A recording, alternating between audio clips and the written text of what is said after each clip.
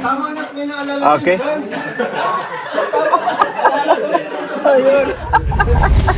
Ano, okay lang yun, no? Kasi ang tagal naman nilang, ang tagal nilang kumbaga hindi nagkita, guys, to yan, no? At sa pagkakataong to, no, nagbablog si Kalinga Prab, kumbaga, tamang kulitan. But, guys, sinasabi po natin, no, parang may konting kurot, guys, to yun, kay Dodong Roel, may naaalala din, syempre. Alam nyo guys, kahit paano po, talagang nagkaigihan sila guys. No? Kumbaga, hindi rin matatawaran. Siyempre, no, yung mga sweet moments na kanilang, kumbaga, pinagsaluhan. No? Nung, kumbaga, in a relationship pa sila dati guys. No, yan.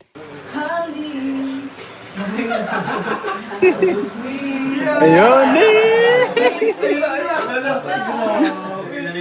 Feel na feel.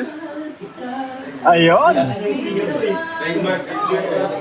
Ayun guys, tingnan nyo po guys, alam mo, talagang napangiti din si Roel, syempre guys, kasi that's for sure, no, maalala niya syempre yung kanilang tambalan ni langga niya Rachel dati guys.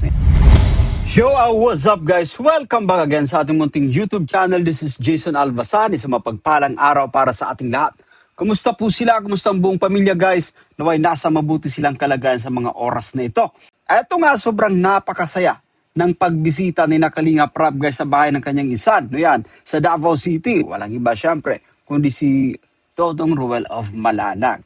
No, at guys, muling napag-usapan or iba yung ngiti ni Dodong Roel guys niyan nang mapag-usapan yung kumbaga kanilang tambalan, yung tambalang Rochelle.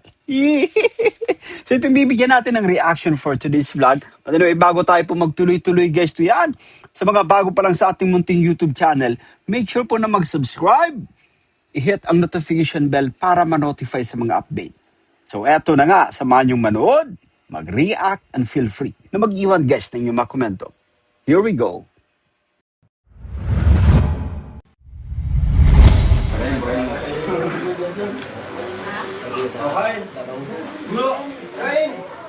Ayun. Hindi siya makaunutan. Anyway kasi, eto kasi, durian ito guys. Isa siyempre sa pinakasikat na kumbaga prutas sa Mindanao guys. Yan. At eto nga, kasi nga masiselan yung mga kasama ni Director Rob guys. Ito yan, sa pagdating sa durian, I think hindi sila gaanong kumakain. Eto, parang na-challenge po guys ni Kalinga Prab. Anyway, pin natin, at pating kumbaga panoorin yung kanilang magiging reaction guys dito sa durian na prutas po na yan.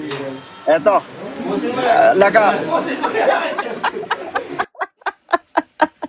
alam mo yung reaction niya ni Jay Brad, no?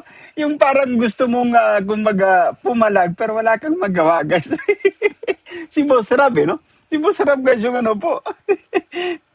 Yung sumusubo sa kanya guys. Eto, tino reaction, no? Yung kasi yung parang kumbaga ayaw mo talaga ng no? Ayaw mo ng kumbaga prutas na ito at talagang wala kang magagawa, no? Yan. Kasi nga po, si Direk Rab na mismo yung kumbaga nagpapakain sa'yo, yan, no? Talaga. Nasuka guys yun, nasuka si J. Brad. But anyway, totoo po yun, no? Pagkaganyan kasi na, kumbaga, parang hindi kaya ng ating sikmura, guys, no? Kumain ng isang prutas po. Yan. Totoo po yan, yung kumbaga, parang hindi talaga kaya, guys, na yan. But anyway, pasanayan po kasi, no? I-play pa natin ito, guys. Okay. Eto, sino susunod? Ayun, si Ryan. Okay. Si Ryan po, no? I think, kumbaga, kayang-kaya na ni Ryan kumain ng durian. But this time, guys, I think si po ito, no? Anyway, tingnan natin itong isa, guys, kung kaya niyang kainin po yung durian. Yan. Eto. Sigurado yun, iluluwa niya po yun pagdating sa labas, guys. Kasi parang yan, no? Parang bumabalik, guys. To, kahit anong pilit natin ang nguyain, guys, to yan. Kumbaga, sa isipan natin, gugustuhin natin, no? Pero talagang bumabalik po yan, guys. Hindi kaya po na yan. Okay? Ay, grabe, no? Anyway, guys, ang ganda ng bahay ni Dodong Roel. Kaya shoutout kayo, kay Lodi Dodong Roel, no? Talagang, it's, kumbaga, fruit of labor niya ito, guys, to yan, no? sobrang nakakatuwa yung mga ganitong kumbaga klaseng tao kasi nakikita natin yung ano guys na yan, yung pinaghirapan nila. Eh, meron kang makikita syempre na talagang nandyan. Gaya itong napagandang bahay po guys. Ayun. Ayun. Uy, Siguro guys, yung kanina po isinuka na yung ano, yung lumabas po kanina guys, ano? Yung gabi kasi Okay. tumago yung mga yan. Ayaw Ayun. kumain. At kaya naman pala, no, kaya sa pagkakataon ito, talagang ano, pinipilit ni Kalinga Prab na kumain. Nagtago po kasi daw nung isang gabi, guys, na yan. Okay.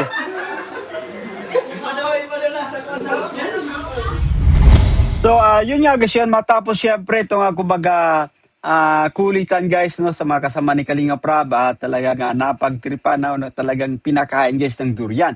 Eto naman sa bahaging ito, no, yan, no, kumbaga, iba yung dito ni Dodong Ruel guys, no, nung kinantahan siya ni Kalingap Tata. Anyway, ito yung theme song guys, no, ng kumbaga, Tambalang Rochelle noon guys, no, yan.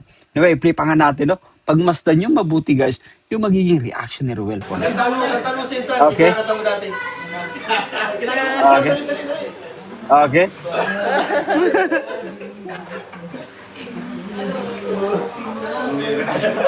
Okay.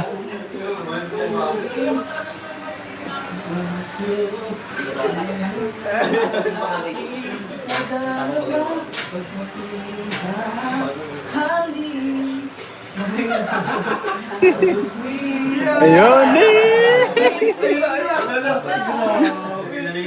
feel na feel. Ayun.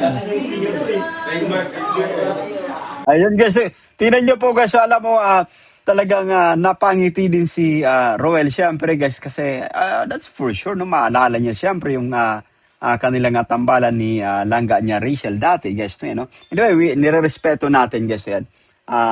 Yung estado ng tambalang Rochelle guys yan.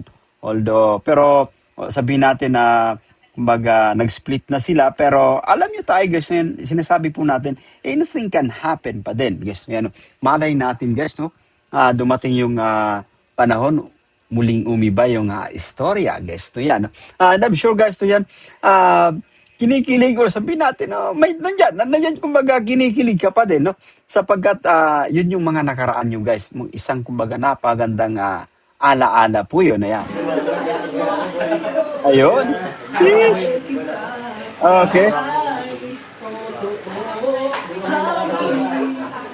Grabe.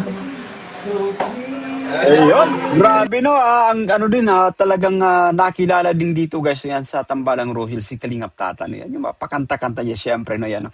Talagang ano po, paldong-paldo din no sa kumbaga sa kiligan guys no yung Tambalang Rochelle no. At talagang nandun din tayo guys, sumubaybay tayo. Actually, no, isa tayo sa kumbaga talagang dinuyan din tayo ng matinding kinigan na ipinamalas ni na Rachel at of course guys si Dodong Ruel guys. No, yan. Tama na, may naalala Okay. Sinsan. Ayun.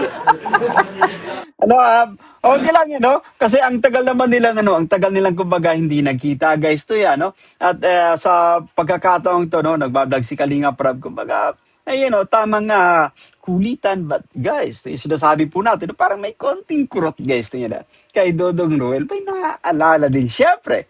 Alam nyo guys, kahit paano po, talagang nagkaigihan sila, guys, no? Kumbaga, hindi rin matatawaran, syempre, no, yung mga sweet moments na kanilang kumbaga pinagsaluhan no nung kumbaga in a relationship pa sila dati guys no yan. Anyway, play pa nga natin to. Anong message mo sa kanila? Message mo. Okay. Sa kanila. Sa kanila.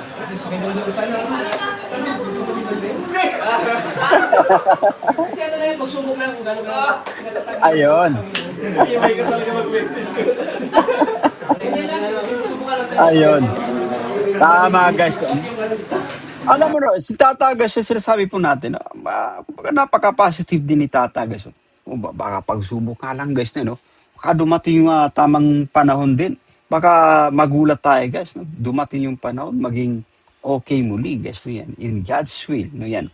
And I'm sure na kumbaga, habang pinapanood din ito ni Langga Rachel, syempre guys, no, habang pinapanood din ito ni Langga Rachel, ay kumbaga, masaya din siya syempre.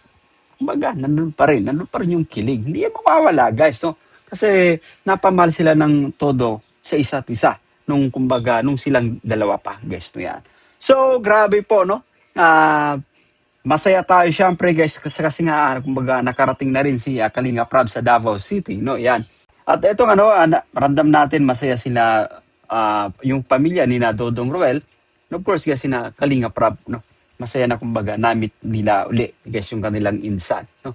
Kanilang kumbaga kamag-anak, guys, niyan. So that's it for today at naway nagustuhan nyo guys yung ating pagre-reaction for today's vlog na yan. Ako po si Jason Alvasad. Sa mga bago pa lang sa ating munting YouTube channel, guys, make sure po na mag-subscribe, hit ang notification bell para ma-notify guys sa mga update. Bye for now and God bless us all.